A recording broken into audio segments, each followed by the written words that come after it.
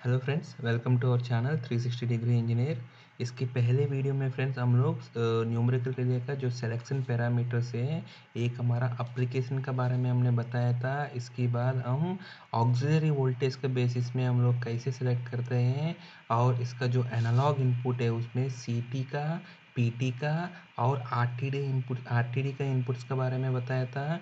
इसके बाद हमने बाइनरी इनपुट्स का और बाइनरी आउटपुट्स का और प्रोग्रामिंग का बेसिस में इसका जो सिलेक्शन पैरामीटर्स का बारे में इन डिटेल हम इसका जो पार्ट 1 का वीडियो में हमने डिस्कस किया है फ्रेंड्स। ये हमारा पार्ट 2 का वीडियो है। इसमें हमने कुछ और सिलेक्शन पैरामीटर्स से न्यूमेरिकल रिलेस के बारे में हम डिस्कस करेंगे फ्रेंड्स। चलो फ्रेंड्स शुरू करेंगे। ये हमारा फ्रेंड्स सिलेक्शन पैरामीटर्स में फ्रेंड्स हमको जो प्रोटेक्शन फंक्शंस है वो हमको बताना बहुत ही ज़रूरत है फ्रेंड्स। जैसे आपको इंस्टैंटेनियस या definite time over current protection या नहीं तो अर्थ फॉल्ट का प्रोटेक्शन आपको चाहिए तो वो आपको मेंशन करना पड़ता है फ्रेंड्स आपको। क्योंकि बहुत सारे रिलेस में फ्रेंड्स आप इंस्टैंटेनियस प्रोटेक्शन भी आप बोलेगा तो मोस्ट ऑफ द रिलेस में आपको 0 मिली सेकंड का डिफ़ॉल्ट तो इसका जो रेंज है फ्रेंड्स मोस्टली आप देखेगा तो मिनिमम इसका जो सेटिंग टाइम है आपको 40 मिलीसेकंड या नहीं तो 50 मिलीसेकंड का मिलते हैं। आपको मांगने से बहुत कम रिलेस में आपको 0 मिलीसेकंड का मिलते हैं आपको इंस्टेंटेनियस।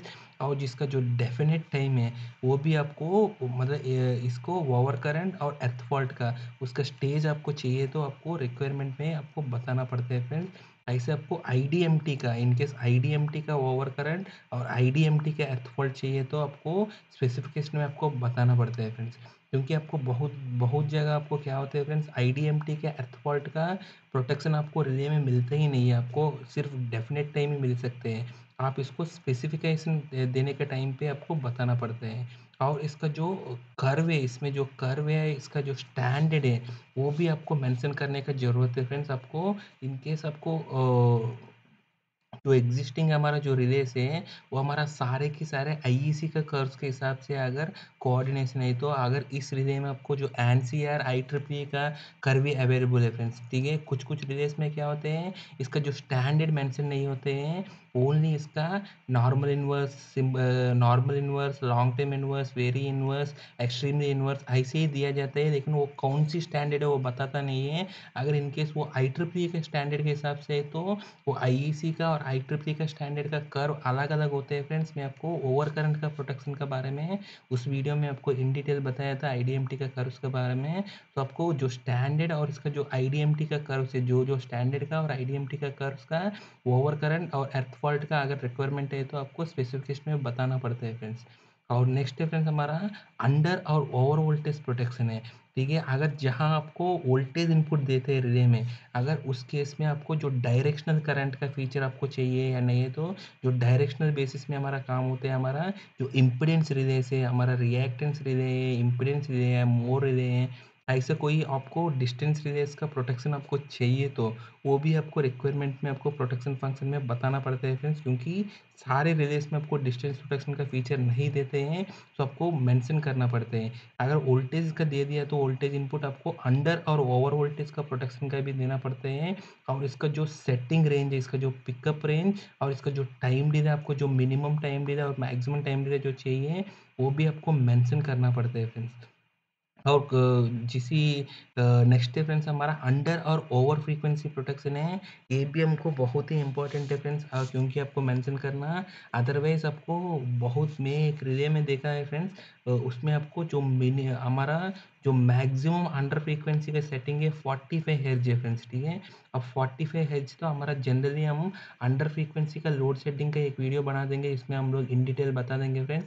जनरली हम लोग 47.5 तक ही हम लोग जाते हैं फ्रेंड्स अंडर फ्रीक्वेंसी में। अगर आपको जो रिले दिया था इसका पिकअप सेटिंग भी मैक्सिमम आपको 45 हर्ट्ज है तो इसमें आपको अंडर फ्रीक्वेंसी का प्रोटेक्शन आप दे ही नहीं सकते। इसीलिए आपको इसका जो पिकअप का जो इसका रेंज हमको चाहिए वो भी आपको मेंशन करना पड़ता है। और इसका जो टाइम डिले आपको जो मिनिमम और मैक्सिमम का जो रेंज है वो भी आपको मेंशन करना बहुत ही ज़रूरत है।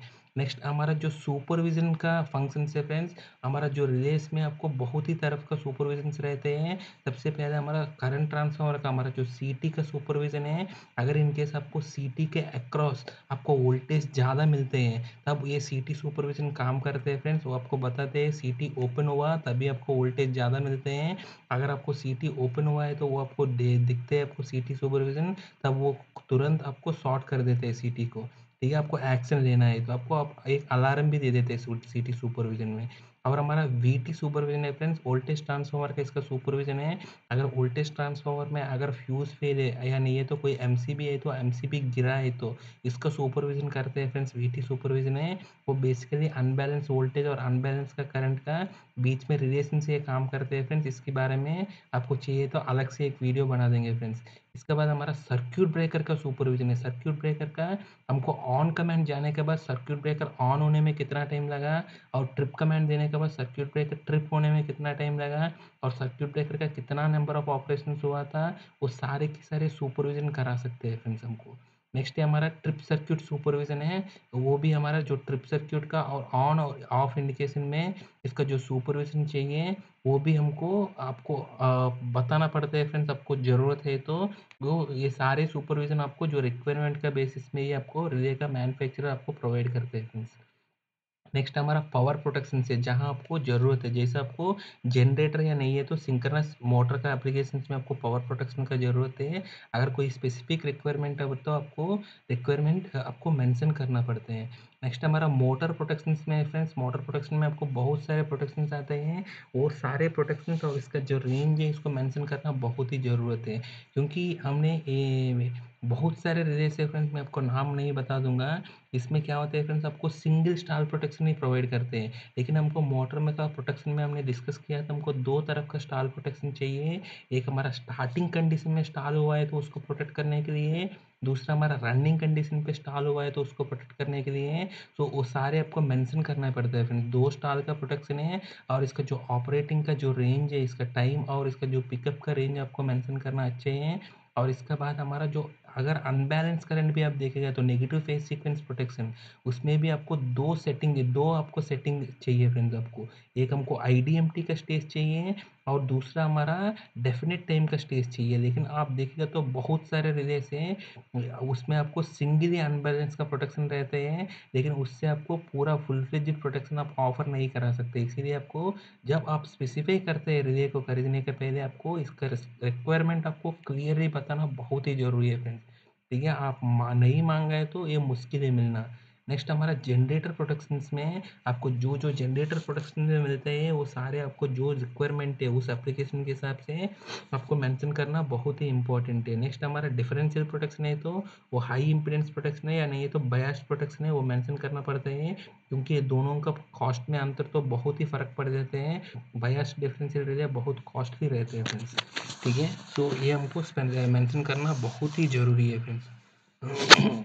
नेक्स्ट हमारा फ्रेंड्स प्रोटेक्शन सेटिंग ग्रुप्स है फ्रेंड्स। प्रोटेक्शन सेटिंग ग्रुप्स में जाएगा तो फ्रेंड्स आपको बहुत बार आपको ज़रूरत पड़ता है फ्रेंड्स। आपको अगर इस एप्लीकेशन को आप यूज़ किया तो, जैसे आपको कोई भी टू स्पीड मोटर है फ्रेंड्स, टू स्पीड मोटर है या नहीं है तो स्टार डेल्टा मोटर है, उस एप्लीकेशंस में क्या होते हैं फ्रेंड्स, स्टार डेल्टा एप्लीकेशन है या नहीं है तो कहीं भी आपको आपको तीन इनकमर वाला स्कीम है या नहीं तो दो इनकमर वाला स्कीम है। आपको उसमें क्या होता है, अगर दूसरा इनकमर लाइन में आ गया तो इसका सेटिंग को आपको चेंज करना पड़ता है। ठीक है, सेटिंग को चेंज करना है तो आपको दो रिले को तो लगाना आपको पॉसिबल नहीं रहते हैं। इसीलिए हम लोग क्या करते हैं, अगर टू स्पीड का मोटर ले लेगा तो ये क्या करते हैं फ्रेंड्स, हमको एक स्पीड के स्पीड वन N1 के लिए हमारा जो भी सेटिंग्स रहेगा वो हमारा ग्रुप वन का सेटिंग में रहेगा। अगर हमारा दूसरा स्पीड N2 का स्पीड का कमांड दिया तो उस कमांड जैसे ही मिलता है इसको, हमारा प्रोटेक्शन सेटिंग्स का ग्रुप भी हमको उस डिजिटल इनपुट से एक ग्रुप 2 का सेटिंग में चला जाता है। उसमें आपको N2 का स्पीड का हिसाब से जो हमारा प्रोटेक्शन दिया था वो सारे लाइन में आ जाते हैं, और N1 का प्रोटेक्शन सारे डिसेबल हो जाते हैं फ्रेंड्स। ठीक है, ऐसा आपको मैं आपको बताया था। इनकेस आपको दो इनकमर का स्कीम है, सिंगल इनकमर में आपको एक सेटिंग चाहिए। अगर आपको दोनों इनकमर पैरेलल चल रहा है तो आपको सेटिंग को डबल करना है। तब आपको ग्रुप वन में नॉर्मल सेटिंग लगा हुई है, आपको ग्रुप टू में आपको इसका डबल सेटिंग लगा के आपको जब आपको दूसरे इनकमर जैसे ही ऑन होते हैं आपको ग्रुप 1 से ग्रुप 2 को आप चेंज ओवर करा सकते हैं। इसको हम बोलते हैं सर प्रोटेक्शन सेटिंग्स ग्रुप है, ठीक है। आपको जितना आपको चाहिए, जैसा 2 ग्रुप चाहिए, 3 ग्रुप चाहिए, 4 ग्रुप चाहिए, वो आपको मेंशन करना बहुत ही ज़रूरी है। नेक्स्ट हमारा ऑनलाइन मॉनिटरिंग है और ऑनलाइन मेजरमेंट्स है, ठीक है। मैं आपको ऑनलाइन मॉनिटरिंग में क्या होता है फ्रेंड्स, इनकेस आपको ऑनलाइन में इसका जो टोटल हार्मोनिक डिस्टॉर्शन है या नहीं है, तो इसका जो हार्मोनिक वेवफॉर्म, इसका करंट वेवफॉर्म्स ऐसे इसको देखना है फ्रेंड्स या नहीं है। तो कुछ रिलेस होते हैं फ्रेंड्स, इसमें आपको इवन आपको मोटर प्रोटेक्शन रिले में हमको एक डिस्टिंक्ट फीचर्स है फ्रेंड्स, कुछ आप डेडिकेटेड है आपको कभी देखा है तो इसमें करंट सिग्नेचर एनालिसिस भी इनबिल्ट हमारा रिले में आपको, अगर आप एप्लीकेशन में मांगा है तो एक करंट सिग्नेचर एनालिसिस भी हमारा मोटर प्रोटेक्शन रिले का साथ ही आ जाते हैं फ्रेंड, इसी में एक फीचर हो जाते हैं। ऐसे कोई एप्लीकेशन है तो आपको ऑनलाइन में मॉनिटर करना बहुत ही इंपॉर्टेंट है। आपको ऑनलाइन मॉनिटर करने के लिए सुविधा और इसका मेजरमेंट्स देखने के लिए सुविधा भी होना चाहिए। नेक्स्ट हमारा डायग्नोस्टिक फीचर्स है फ्रेंड्स। डायग्नोस्टिक फीचर्स कब होते हैं फ्रेंड्स, अगर ये कभी भी आपको उस फीडर या उस रिले में ट्रिपिंग हुआ, तब आपको किसकी वजह से ट्रिप हुआ वो आपको पता करने के लिए सबसे पहले आपको फॉल्ट रिकॉर्ड से इसका जो डिस्प्ले में एचएमआई जो बोल रहा हूँ फ्रेंड्स, ये हमारा जो रिले का जो एलसीडी डिस्प्ले है उसी में ही आपको दिख जाना चाहिए हमारा फॉल्ट रिकॉर्ड्स 5, 6, 10 जो आप मांगोगे। आपको जो रिक्वायरमेंट का बेसिस में आपको इसको नंबर ऑफ फॉल्ट रिकॉर्ड्स आपको जो डिस्प्ले में दिखना चाहिए, उसमें आपको जो फॉल्टेज क्या फॉल्ट में हुआ था और इसका अंदर आप जाएगा तो इसका जो फॉल्ट का तीनों फेज का करंट, वोल्टेज और इसका टाइम स्टैंपिंग का साथ सारे डिटेल आ जाना चाहिए फ्रेंड्स। ऐसा आपको जितना नंबर ऑफ रिकॉर्ड्स चाहिए वो आपको पहले मेंशन करना पड़ते हैं। नेक्स्ट हमारा फ्रेंड्स इवेंट लॉग है। इवेंट लॉग में क्या होता है फ्रेंड्स, हमारा जितना भी हमारा सीक्वेंस ऑफ इवेंट्स है, एसओई से, वो सारे के सारे आपको एलसीडी में चाहिए तो आपको अलग से रिक्वायरमेंट देना पड़ता है। अदरवाइज आपको लैपटॉप से कनेक्ट करके इसको तो निकाल सकते हैं, लेकिन आपको फॉल्ट रिकॉर्ड्स और इवेंट लॉग अगर आपको एलसीडी में ही डायरेक्ट हमारा जो डिस्प्ले में डायरेक्ट मिलेगा तो अच्छे है फ्रेंड्स। कभी कभी हमारा इंडस्ट्रीज में क्या होते हैं, अगर ट्रिप हुआ है तो आपको इमीडिएट पता करके और इसको स्टार्ट करना, रिस्टोर करना बहुत ही टाइम, मतलब आपको टाइम बहुत ही इसका चैलेंजिंग इश्यू है फ्रेंड्स। वहाँ आपको बहुत ही क्विकली आपको एक्शन लेना पड़ते हैं। उस टाइम पे आपको रिले को लैपटॉप को कनेक्ट करके इसको डाउनलोड करके उसको एनालाइज करके उतना टाइम नहीं मिल सकते। सो जहाँ आपको क्रिटिकल एप्लीकेशन है वहाँ आपको एलसीडी में ही इस फीचर को आप मांग सकते हैं। उसमें आपको फॉल्ट रिकॉर्ड्स आपको एलसीडी में दिख जाते हैं और इवेंट लॉग भी आपको जो जितना नंबर ऑफ इवेंट्स लॉग्स आपको जो हमको कंप्यूटर में डाउनलोड करते हैं वही इवेंट लॉग आपको जो एलसीडी का स्क्रीन में भी आपको पता चल जाता है विथ टाइम टाइम स्टैंपिंग का साथ। लेकिन आपको डिस्टर्बेंस रिकॉर्डर चाहिए तो आपको आपको लैपटॉप कनेक्ट करके आपको डाउनलोड कराना ही पड़ता है फ्रेंड्स। अगर डिस्टर्बेंस रिकॉर्डर में भी आपको क्या है फ्रेंड्स, हमारा जो नंबर ऑफ चैनल्स है एनालॉग और डिजिटल, वो कितना नंबर ऑफ चैनल्स करना है वो आपको पता करना, आपको बताना बहुत ही इंपॉर्टेंट चीज़ है। क्योंकि disturbance recorder is like number of channels क्या होते हैं फ्रेंड्स, हमारा ऑसिलोस्कोप कभी भी आपको सीआरओ देखा होगा फ्रेंड्स, इसमें आपको जो नंबर ऑफ चैनल्स है, अगर सिंगल चैनल है तो आपको एक ही वेवफॉर्म आप रिकॉर्ड करा सकते हैं। अगर 2 चैनल है तो 2 कर सकते हैं, 3 चैनल या 4 चैनल है तो 4 कर सकते हैं फ्रेंड्स। ऐसे ही यहाँ डिस्टर्बेंस रिकॉर्डर भी है, वहाँ आपको ऑसिलोस्कोप में जैसे ही आपको नंबर ऑफ चैनल्स बढ़ाएगा तो आपको ऑसिलेटर का साइज़ बढ़ जाएगा और इसका कॉस्ट भी बढ़ जाएगा। ऐसे यहाँ भी आपको नंबर ऑफ चैनल्स आपको रिक्वायरमेंट देना पड़ते हैं और इस नंबर ऑफ चैनल्स में कितना नंबर ऑफ चैनल्स एनालॉग चाहिए और कितना नंबर ऑफ चैनल्स डिजिटल चाहिए एक हमारा डिस्टर्बेंस रिकॉर्डर का अंदर, ठीक है फ्रेंड्स। क्योंकि डिजिटल चैनल भी बहुत ही इंपॉर्टेंट है। हमारा जो रिले में आपको जो ट्रिपिंग कमांड आया नहीं है तो ब्रेकर कब ऑफ हुआ उसको हमारा एनालॉग इनपुट के साथ हमको कंपेयर करके ही हमको जो हमको डायग्नोस्टिक्स है बहुत ही आसान होता है फ्रेंड्स, अदरवाइज बहुत मुश्किल हो जाते हैं सिर्फ एनालॉग को देख कर।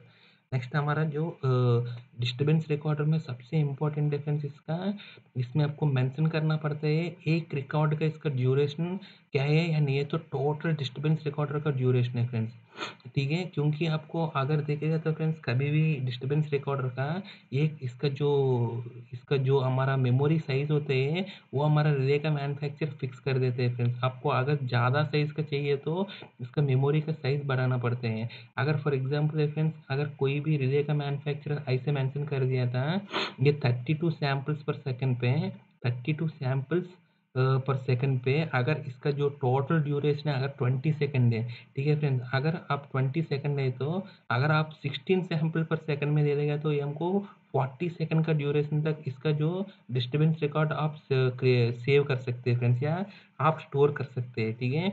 वो 40 सेकंड का आपको चाहिए तो सिंगल डिस्टर्बेंस रिकॉर्डर ले सकते हैं 40 सेकंड, उसका प्री और पोस्ट टाइम आपको 20 सेकंड ले सकते हैं, या नहीं तो 5 सेकंड का आप 8 ले सकते हैं, या 10 सेकंड का 4 ले सकते हैं फ्रेंड, ठीक है। आपको टोटल ड्यूरेशन अगर फिक्स हो गए तो ऐसा आप बता सकते हैं, मतलब क्या, सो आपको जो मेमोरी इज फिक्स्ड फ्रेंड्स, इसमें जो मेमोरी है वो ही आपको इसका स्पेसिफिकेशन है मेन, वो मेमोरी कितना है वो आपको चेंज होते हैं, यहाँ आपको जो आपको रिक्वायरमेंट है, आपको कितना नंबर ऑफ रिकॉर्डर्स चाहिए, आपको कितना नंबर टोटल ड्यूरेशन या नहीं है तो कितना चाहिए, वो आपको मेंशन करना बहुत ही इंपॉर्टेंट है। नेक्स्ट हमारा जो डिस्टर्बेंस रिकॉर्डर कब इनिशिएट होना है, कोई भी फॉल्ट अगर स्टार्ट हुआ तब हमको इनिशिएट होते हैं, वो हमको इनिशिएट करना है फ्रेंड्स, क्योंकि हमको सारे के सारे फॉल्ट कंडीशन पे हमको डिस्टर्बेंस रिकॉर्डर इनिशिएट करने का जरूरत नहीं है, जैसे हमको अंडर वोल्टेज या अंडर फ्रीक्वेंसी का कंडीशन पे हमको जरूरत नहीं है, क्योंकि हमारा वो सिस्टम का फॉल्ट से, वो हमारा इसका फॉल्ट नहीं है, इक्विपमेंट का फॉल्ट नहीं है। तो जो इक्विपमेंट का फॉल्ट से like over current, short circuit या नहीं तो अर्थ फॉल्ट, वो सारे हमारे इक्विपमेंट का फॉल्ट से उसमें ही आपको डिस्टर्बेंस रिकॉर्डर एनेबल करने हैं। इसीलिए आपको इनिशिएशन ऑफ डिस्टर्बेंस रिकॉर्डर आपको प्रोग्राम का थ्रू आप सेट करने के लिए ऑप्शन मिलना चाहिए फ्रेंड्स, वो भी आपको मेंशन करना पड़ते हैं। इसके बाद हमको जो डिस्टर्बेंस रिकॉर्डर में हमारा प्री और post time of disturbance recorder है, जैसे प्री और पोस्ट टाइम क्या होता है फ्रेंड्स, कभी भी आपको डिस्टर्बेंस रिकॉर्डर जहाँ से हम ट्रिगर करते हैं उसका, for example total disturbance recorder का हमने एक डिस्टर्बेंस रिकॉर्डर का हम लोग 10 सेकंड दिया था फ्रेंड्स, आपको अगर प्री और पोस्ट का टाइम 50% रखा है तो जहाँ आपको डिस्टर्बेंस रिकॉर्डर ट्रिगर होते हैं, इसका पहले 5 सेकंड का और बाद का 5 सेकंड का, ये इसका जो आपने इसका एनालॉग और डिजिटल सिग्नल सेलेक्ट किया वो सारे को आप ये रिकॉर्ड सेव कर देते हैं फ्रेंड्स, ठीक है। जैसे आपको 5 एनालॉग सिग्नल और 5 डिजिटल सिग्नल आपने सेट किया है फ्रेंड्स इसका डिस्टर्बेंस रिकॉर्डर में, अगर इसको 5 सेकंड सेट किया तो आपको कभी भी आपको फॉल्ट हुआ था, डिस्टर्बेंस रिकॉर्डर स्टार्ट हुआ है तो वो क्या करते हैं, इसका पहले 5 सेकंड को जो स्टार्ट होने का पहले 5 सेकंड को और स्टार्ट होने का बाद 5 सेकंड को इसको रिकॉर्ड कर देते हैं फ्रेंड्स, और 10 सिग्नल का, क्योंकि वो बहुत ही इंपॉर्टेंट है। फॉल्ट के बाद हमको सारे अगर क्लियर हो गए तो सारे के सारे हमको करंट जीरो हो सकते हैं, और इसीलिए आपको फॉल्ट का पहले कंडीशन है, प्री फॉल्ट कंडीशन में इसका जो वोल्टेज और करंट है कैसे था वो क्या है आपको पता करना भी बहुत ही इंपॉर्टेंट चीज़ है।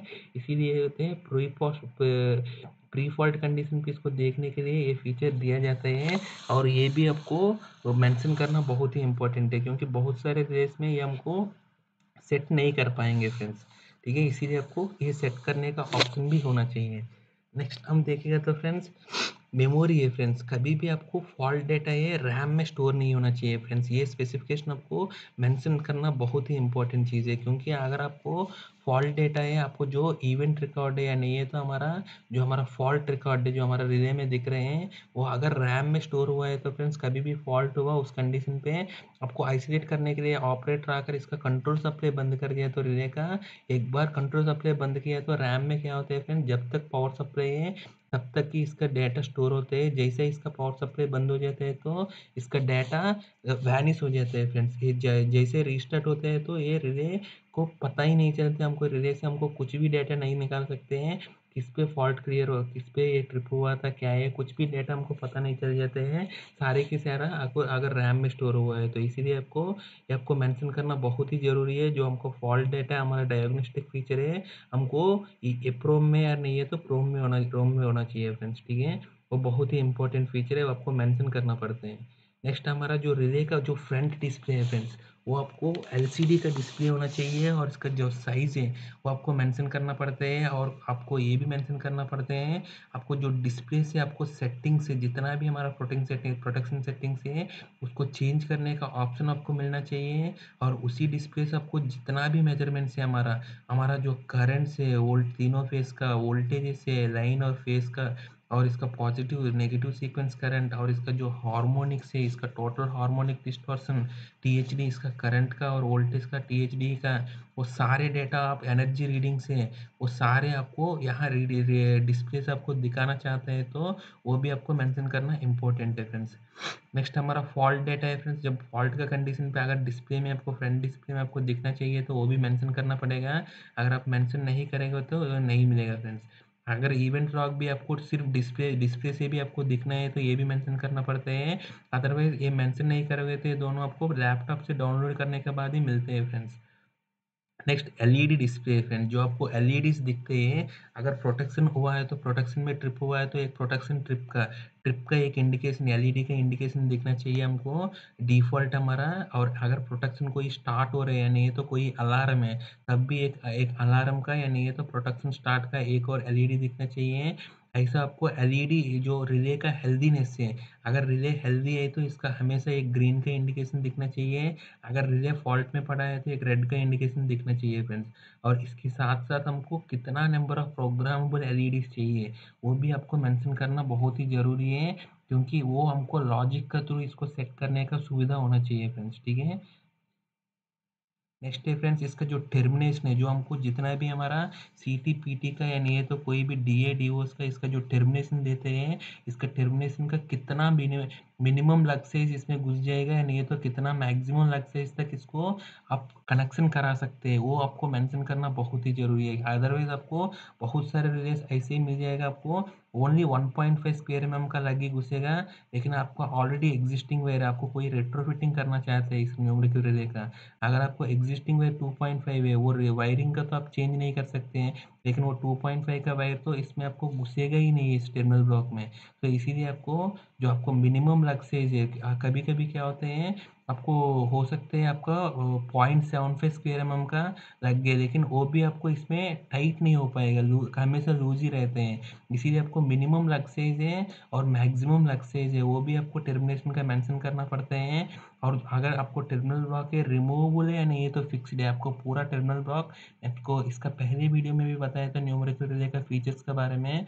उसमें आपको बताया था कितना भी हमारा टर्मिनल ब्लॉक्स है वो सारे रिमूवेबल भी हो सकते हैं, नहीं तो फिक्स्ड टाइप भी हो सकते हैं, वो आपको मेंशन करना बहुत ही ज़रूरी है friends. If you ask me friends, मतलब आपको रिमूवेबल टाइप लेना अच्छा नहीं है फ्रेंड्स रिलायबिलिटी के लिए, क्योंकि रिमूवेबल टाइप वाले में आपको टर्मिनल ब्लॉक लूज हो सकते हैं अगर इसका जो इसका कनेक्शन लूज है तो। लेकिन आपको कंफर्ट के मतलब आप नॉर्मली देखेंगे तो मेंटेनेंस का टाइम पे या नहीं तो रिप्लेसमेंट के टाइम पे रिमूवल वाला बहुत आसान है, लेकिन आप रिलायबिलिटी का पॉइंट ऑफ व्यू में देखेगा तो फिक्स्ड टाइप लेना बहुत ही अच्छे है फ्रेंड्स, ठीक है। आपको आपको फिक्स्ड टाइप में आपको एक एक वायर को टर्मिनेशन को खोल कर आपको वायर को खोलना पड़ता है।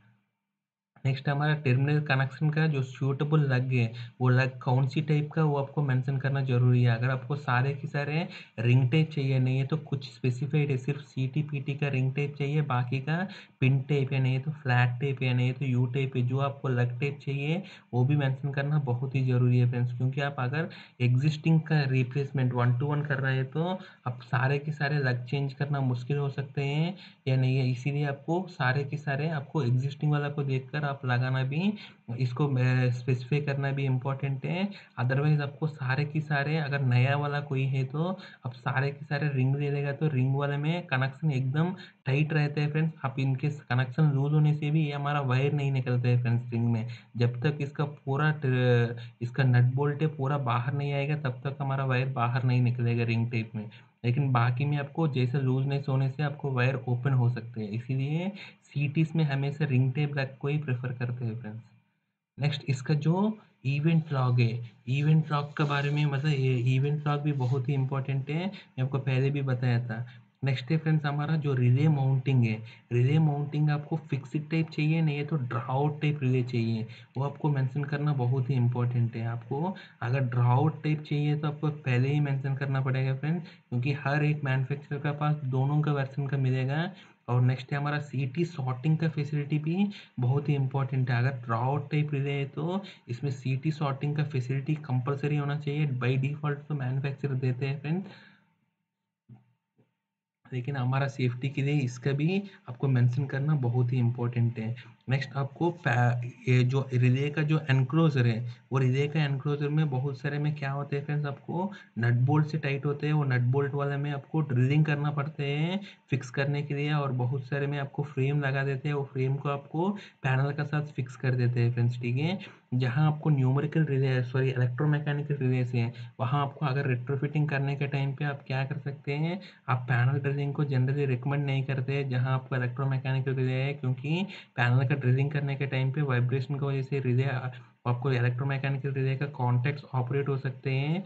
जहाँ आपको ऐसे रिक्वायरमेंट है तो आपको पैनल का ड्रिलिंग नहीं कर सकते हैं, तो वहाँ आपको बताने से आपको रिले का मैन्युफैक्चरर आपको इसका जो पैनल का डोर का साथ इसका एक फ्रेम देते हैं, वो फ्रेम के साथ इसको टाइट करा के वो रिले को आप फिट करा सकते हैं फ्रेंड्स। नेक्स्ट हमारा जो रिले का एनक्लोजर है, क्योंकि रिले का एनक्लोजर है मिनिमम हमारा IP5X का होना चाहिए फ्रेंड्स, क्योंकि आपको जो रिले का एनक्लोजर है आप एकदम डस्ट प्रूफ और मॉइस्चर प्रूफ होना चाहिए, क्योंकि अगर आपको ड्रॉट टाइप रिले है तब आपको जो एनक्लोजर का IP का क्लास है बहुत ही इंपॉर्टेंट है, इसका जो इनग्रेस प्रोटेक्शन का क्लास है, तो आपको एनक्लोजर का भी आपको बहुत ही इंपॉर्टेंट है ये मेंशन करना। नेक्स्ट हमारा जो रिले का जो हमारा जितना भी हमारा पीसीबी से इसका रिले का अंदर है, आपको पता है न्यूमेरिकल रिलेस मोस्टली आपको मॉड्यूलरी इंटीग्रेटेड रिमूवेबल डिवाइस होते हैं फ्रेंड्स। आपको जो इसमें आपको डिजिटल कार्ड है, डिजिटल इनपुट्स का कार्ड, डिजिटल आउटपुट्स का कार्ड, यानी जो हमारा पावर सप्लाई का कार्ड, डिस्प्ले कार्ड, ये सारे के सारे आप कम्युनिकेशन कार्ड और कंट्रोल कार्ड सारे के सारे आप निकाल सकते हैं। एक एक को आप कभी भी आपको रिपेयर करने के टाइम पे उस पर्टिकुलर कार्ड को आप रिप्लेस कर सकते हैं। वो सारे के सारे पीसीबी से वो ISA का G3 कंप्लेंस हार्श इन्वायरमेंट का इसका कंप्लेंस होना चाहिए फ्रेंड्स। इसका जो ऑपरेटिंग टेम्परेचर और ह्यूमिडिटी को देखकर आप इसको जो आपको हार्श इन्वायरमेंट का फीचर चाहिए मैं आपको आगे बता दूंगा सब फ्रेंड्स, उसकी उसको आपको स्पेसिफाई करना बहुत ही इम्पोर्टेंट है। नेक्स्ट हमारा फ्रेंड्स कम्युनिकेशन एंड प्रोटोकॉल है। कम्युनिकेशन एंड प्रोटोकॉल में फ्रेंड्स आपको जो फ्रंट पोर्ट है लोकल कम्युनिकेशन के लिए, आपको जो रिले का लैपटॉप का साथ कनेक्ट करने के लिए और प्रोग्राम को डाउनलोड करने के लिए, अपलोड करने के लिए, इवेंट लॉग और डिस्टर्बेंस रिकॉर्डर को डाउनलोड करने के लिए आपको एक फ्रंट पोर्ट में मांगना इंपॉर्टेंट है फ्रेंड्स, क्योंकि अगर आपको फ्रंट पोर्ट में अगर नहीं मांगोगे तो फ्रेंड्स आपको क्या होते हैं, रिले का मैन्युफैक्चरर मोस्टली वो क्या करते हैं, फ्रंट पोर्ट का नहीं देते हैं। लेकिन आपको फ्रंट पोर्ट नहीं दिया तो रेयर पोर्ट में देते हैं। रेयर पोर्ट में तो आपको पैनल खोलना पड़ता है फ्रेंड्स हर बार, लेकिन बहुत बार क्या होता है हमारा पैनल को खोलना हर बार सेफ नहीं होते हैं, इसीलिए आपको फ्रंट पोर्ट मांगना बहुत ही इंपॉर्टेंट चीज़ है। इसके बाद आपको रेयर पोर्ट भी एक रिलायबिलिटी के लिए, इनकेस फ्रंट पोर्ट से आपको डाटा नहीं निकल पा रहे हैं तब आपको रेयर पोर्ट का भी आप मांग सकते हैं, और उसी रेयर पोर्ट से आपको लोकल कम्युनिकेशन लैपटॉप से भी आप करा सकते हैं।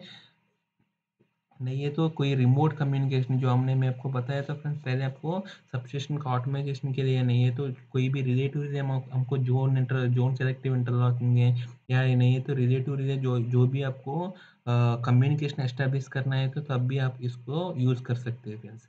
आप रिले टू रिले कम्युनिकेशन के लिए, या नहीं है तो रिले से आपको कोई स्कैडा में आपको डाटा ट्रांसफ़र करने के लिए आपको ये आपको स्टैंडर्ड का इसका जो कंप्लेंट्स प्रोटोकॉल है वो होना बहुत ही ज़रूरी है फ्रेंड्स।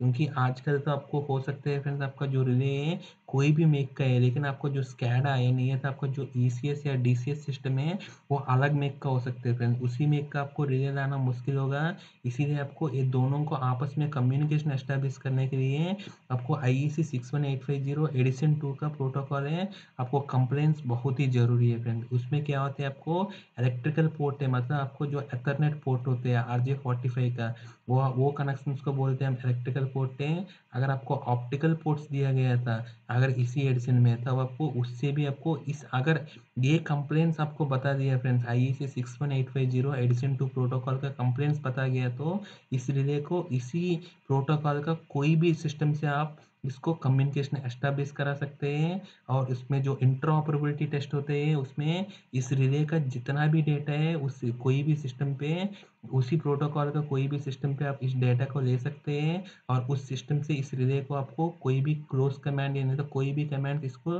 दे सकते हैं फ्रेंड्स, ठीक है। कंप्लीटली इस प्रोविजन में आपको दिया गया है फ्रेंड्स, इसीलिए आपको कुछ भी नहीं पता है तो इसका जो प्रोटोकॉल है इसका कंप्लेंट्स आप मांग लीजिए फ्रेंड्स।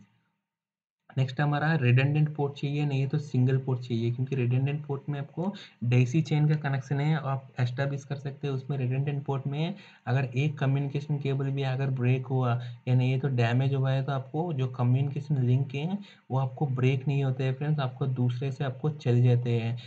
या नहीं है तो सिंगल पोर्ट में जाते तो एक एक से एक एक जाते हैं। हमारा स्टार कनेक्शन है, उसमें आपको कोई एक का ब्रेक हुआ है तो उस पर्टिकुलर डिवाइस हमारा जो लिंक से बाहर हो जाते हैं। नेक्स्ट हमारा इनकेस आपको जीपीएस का साथ आपको सिंक्रोनाइजेशन का रिले का टाइम सिंक्रोनाइज करना है, तो आपको उस फीचर का भी मार दीजिए, मतलब आप डाल दीजिए फ्रेंड्स। नेक्स्ट हमारा पासवर्ड प्रोटेक्शन है। कभी भी आपको रिले में बहुत बार क्या होता है फ्रेंड्स, अगर आपको पासवर्ड प्रोटेक्शन नहीं मांगेगा तो रिले में कोई भी ऑपरेटर इनकेस इसका इंटेंशन है कोई करंट या पैरामीटर देखने के लिए, लेकिन वो गलती से इससे आपको सेटिंग भी चेंज हो सकते हैं। इसीलिए आपको कभी भी कोई भी सेटिंग में घुसना है या सेटिंग को चेंज करना है तो आपको पासवर्ड मांगना चाहिए, इसमें ऑथराइजेशन लेवल देना चाहिए। जब पासवर्ड डालोगी इसके बाद ही इसको सेटिंग को चेंज कर सकते हैं, ऐसे फीचर होना चाहिए। और इसके बाद एक और फीचर होना चाहिए, अगर आपको कोई भी सेटिंग चेंज किया तो एक बार बाहर आने के टाइम पे उसको मांगना भी चाहिए कंफर्म है। कोई आप सेटिंग चेंज किया था, आप कंफर्म कर रहे हैं नहीं कर रहे हैं, वो भी आपको कंफर्मेशन भी मांगना चाहिए फ्रेंड्स, ठीक है। वो सब सेफ्टी के लिए है। नेक्स्ट हमारा फ्रेंड जो एक्सेप्टेंस टेस्ट है, हमारा जो क्वालिटी एश्योरेंस प्लान में जो जो एक्सेप्टेंस टेस्ट हम दे देंगे फ्रेंड्स, क्योंकि ये रिलेज का एक्सेप्टेंस टेस्ट भी कुछ आपको ज़रूरत है। जैसे आपको टेम्परेचर विथस्टैंड है, आपको जो एम्बिएंट टेम्परेचर कितना है उसके हिसाब से आपको जो कौन सी टेम्परेचर का विथस्टैंड है उसका आपको कंटिन्यूस टाइम पे, मतलब फॉर कंटिन्यूसली उस टेम्परेचर में आप विथस्टैंड कर सकते हैं नहीं कर सकते हैं, उसका ये है हमारा। नेक्स्ट हमारा डिस्टर्बेंस इम्यूनिटी के लिए और ईएमसी के लिए इसका टेस्ट है। और इसका जो हाई वोल्टेज इंसुलेशन के लिए हाई वोल्टेज टेस्ट है, और इम्पल्स वोल्टेज के लिए टेस्ट है। और इसका जो फंक्शनल टेस्ट में इसका जितना भी हमारा डिजिटल इनपुट्स है उसको चेक करते हैं, डिजिटल आउटपुट्स को चेक करते हैं, एनालॉग इनपुट्स को, एनालॉग आउटपुट्स अगर है तो उसको चेक करते हैं। इसके बाद हमारा जो कम्युनिकेशन इंटीग्रिटी हमारा फ्रंट पोर्ट रेयर पोर्ट इसका साथ कोई डिवाइस का साथ कम्युनिकेशन का एस्टेब्लिश करके इसका कम्युनिकेशन चेक करते हैं फ्रेंड। और इसके बाद रिले का कैरेक्टरिस्टिक्स है, अगर आईडीएमटी कैरेक्टरिस्टिक है वो सबको इसको वेरीफाई करते हैं, वो इसके हिसाब से कर रहे हैं नहीं कर रहे हैं। नेक्स्ट डिग्री ऑफ प्रोटेक्शन में इसका जो इनग्रेस प्रोटेक्शन आपने दिया था, उस इनग्रेस प्रोटेक्शन के लिए जो हमारा आईईसी और आईट्रिपली का स्टैंडर्ड में या आईएस स्टैंडर्ड में जो इसका कंप्लेंट्स टेस्ट है उसको दिखा के उसका टेस्ट सर्टिफिकेट देते हैं फ्रेंड्स। नेक्स्ट हमारा मैकेनिकल स्ट्रेस या वाइब्रेशन टेस्ट है, इसका भी हम लोग मांगते हैं फ्रेंड्स। नेक्स्ट हमारा आईईसी 61850 इसका जो प्रोटोकॉल का इंटरऑपरेबिलिटी टेस्ट है उसका भी आपको टेस्ट सर्टिफिकेट मांगना बहुत ही इंपॉर्टेंट है। नेक्स्ट हमारा जो हार्श एनवायरनमेंट का जो इसका टेस्ट है फ्रेंड्स, ये हमारा ये हमारा ये हमारा हार्श एनवायरनमेंट का टेस्ट है फ्रेंड। इसमें आपको जो आपको रिक्वायरमेंट है, जैसे आपका जो जहाँ आप रिले यूज़ कर रहे हैं वहाँ आपको इनके सल्फर डाइऑक्साइड का कंटेंट हो सकते हैं, तब आपको क्या होता है इसका जो कन्फर्मल कोटिंग ऐसा होना चाहिए उसको विथस्टैंड करना चाहिए फ्रेंड्स। सल्फर डाइऑक्साइड इसमें एक्सपोजर होने से भी आपको कोई भी पीसीबी में आपको सल्फर या हाई एचपीएस क्या करते हैं फ्रेंड्स, करोड़ कर देते हैं मेटल को। अगर आपको पीसीबी में ऐसा कन्फर्मल कोटिंग नहीं है, इसका रेसिस्टेंट है, तब क्या होते हैं वो हमारा पीसीबी को करोड़ कर देते हैं और इसकी वजह से हमारा रिले माल ऑपरेट हो सकते हैं। ऐसे ये सारे के सारे ऐसे ही है। इसका डैम्पनेस टेस्ट है या नहीं है, तो इसका वाइब्रेशन या साल्ट मिस्टेक जहाँ आपको हो सकते हैं, ड्राई हीट है, कोल्ड है, अगर टेम्परेचर बहुत ही कम है इसके मॉइस्चर बन सकते हैं, उस कंडीशन पे यार इसका डंपनेस टेस्ट है। जो आपको चाहिए फ्रेंड्स उसका आपको मांगना बहुत ही इंपॉर्टेंट है स्टैंडर्ड के हिसाब से। इसका जो टेस्टिंग का इसका सर्टिफिकेट है वो मांगना भी आपको बहुत ही इंपॉर्टेंट है फ्रेंड्स। ये सब आपको टाइप टेस्ट में आते हैं, जब आप जो क्वालिटी एश्योरेंस प्लान में जो आपका एक्सेप्टेंस टेस्ट देते हैं। एक्सेप्टेंस टेस्ट मतलब फ्रेंड्स इसका जो टेस्ट रिपोर्ट्स देखकर अगर ये टेस्ट रिपोर्ट सारे ओके है तब ये सारे टेस्ट रिपोर्ट्स वो आपको वेंडर सबमिट करेगा सबसे पहले। अगर ये सारे टेस्ट रिपोर्ट ओके है इसके बाद आप जब डिस्पैच क्लियरेंस दोगे तब वो आप रिले को आपको डिस्पैच कर देगा फ्रेंड्स, ठीक है। तो आपको ये सारे मेंशन करना, जो आपको ज़रूरत है, रिक्वायरमेंट है इसका एप्लीकेशन का बेसिस में, उसको आपको मेंशन करना बहुत ही ज़रूरी है फ्रेंड। ये सब तो आपको इम्पोर्टेंट ही है। आपको सिर्फ हॉर्स एनवायरनमेंट का टेस्ट है, वो भी आपको मेंशन करना पड़ता है। आपको जहाँ हॉर्स एनवायरनमेंट में क्या-क्या चाहिए आपको, वो आपको स्पेसिफाई करना पड़ता है फ्रेंड्स। सो ये हमारा न्यूमेरिकल रिले का सिलेक्शन का बारे में पार्ट 2 का वीडियो है फ्रेंड्स।